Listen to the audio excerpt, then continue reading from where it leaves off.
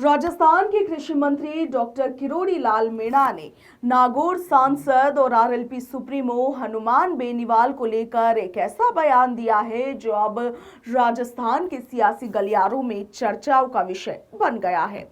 हनुमान बेनीवाल और डॉक्टर किरोड़ी लाल मीणा के बीच पिछले दिनों एक विवाद हुआ था। वो सभी के सामने है जब एक मीडिया न्यूज चैनल पर इंटरव्यू के दौरान या यूं कह लीजिए कि बातचीत के दौरान दोनों ही नेता आपस में झगड़ गए थे। वहीं अब इस पर किरोड़ी लाल मीणा ने नरमी दिखाई है और इसके साथ ही उन्होंने ये कह दिया है कि यदि हनुमान बेनीवाल तैयार हो तो वो उनसे बात करने के लिए तैयार है।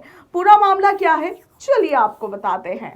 दरअसल राजस्थान के कृषि मंत्री डॉक्टर किरोड़ी लाल मीणा रविवार को अजमेर के कुंदानगर स्थित जीसीए ग्राउंड में आयोजित नववर्ष मिलन समारोह में शामिल हुए थे।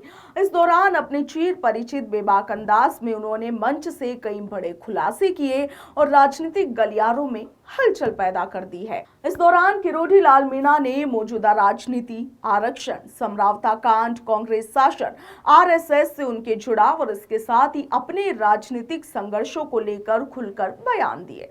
उन्होंने साफ शब्दों में कहा कि आज की राजनीति व्यापार हो गई है, मगर वे पद के भूखे नहीं है बल्कि जनता की सेवा के लिए ही वो राजनीति में है। वहीं किरोड़ी लाल मीणा ने इस दौरान सांसद हनुमान बेनीवाल के साथ चल रहे हालिया विवाद पर भी नरमी दिखाई। उन्होंने कहा कि ये परिवार का मामला है, पारिवारिक मामला है और वे इसे गंभीरता से कतई नहीं लेते।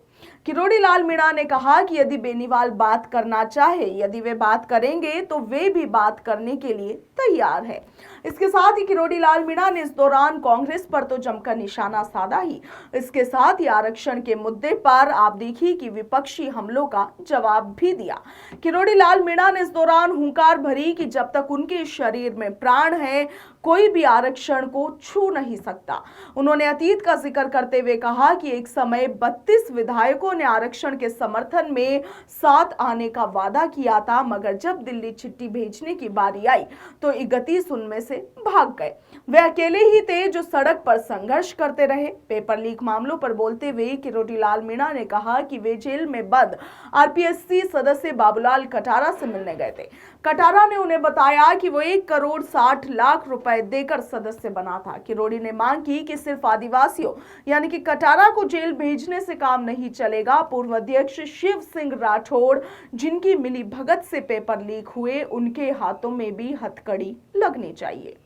उन्होंने कहा कि मैं इसके लिए मुख्यमंत्री से बात करूंगा। वहीं कृषि मंत्रालय को कई लोगों ने छोटा विभाग बताया था, इसको लेके कई बार चर्चा हुई, तो इस पर भी किरोड़ी लाल मीणा ने अपनी प्रतिक्रिया दी। उन्होंने कहा कि आज देश में यदि लोग किसी कृषि मंत्री को जानते हैं तो वो राजस्थान का ही मंत्री है। मैंने दिखा दिया कि काम करने वाले के लिए कोई भी पद या कोई भी विभाग छोटा नहीं होता। पद तो बड़े बड़े लोगों के पास भी है, मगर उनकी थानेदार भी नहीं सुनता। वहीं समारोह के दौरान किरोड़ी लाल मीणा का एक अलग रूप भी देखने को मिला, जब वे महिलाओं के आग्रह पर उनके साथ लोकगीतों पर थिरकते हुए नजर आए। इस दौरान किरोड़ी लाल मीणा ने यह भी कहा कि हमारी संस्कृति है और इसे जिंदा रहना चाहिए।